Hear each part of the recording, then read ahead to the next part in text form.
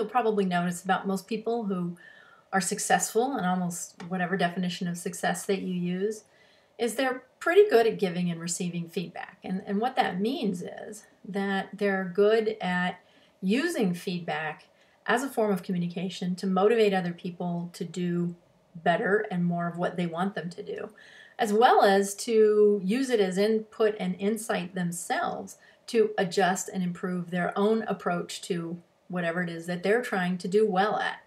So communicating feedback, giving and receiving it positively, is very important to your success. And frankly, it's just as important to your success in life as it is in work and in your career. But a lot of us have anxiety about feedback, both giving it and receiving it. We have bad experiences in the past that have kind of conditioned us to be afraid of feedback. So we have this fear that we carry around with us. And in reality, it's time to let go of that fear. If you want to be successful, if you want to be perceived as successful, and you want to be influential with people, you have to learn to give and receive feedback without fear. Now, below I put a couple of tips for this about making sure that you're really, your intention is in the right place. You want giving or receiving the feedback to be resulting in improvement.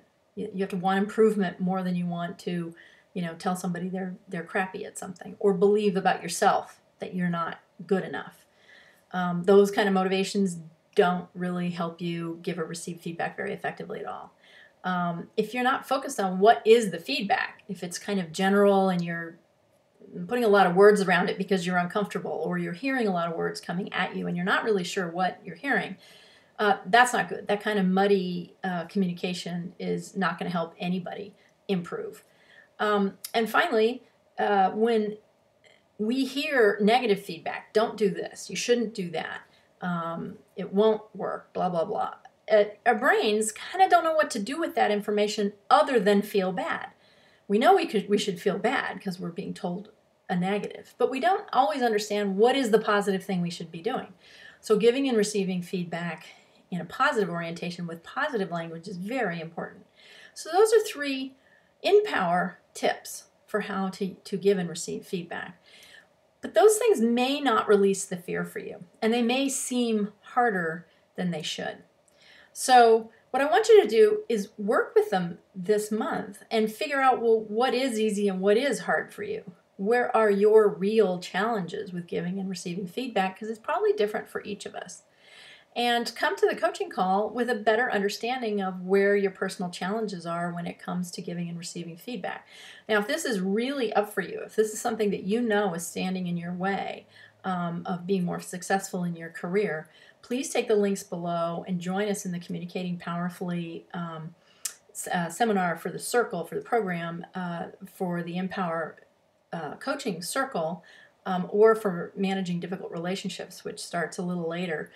We have some other tips on the membership site that give you worksheets that you can kind of work through some of the points on this page and get to the point where you're really very adept at reframing things in positive ways so that people can hear your feedback and act on it without feeling bad about themselves or trying to screen you out.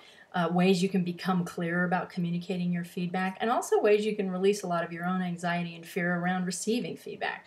These are all tips and tricks and tools that we give you inside the InPower membership community.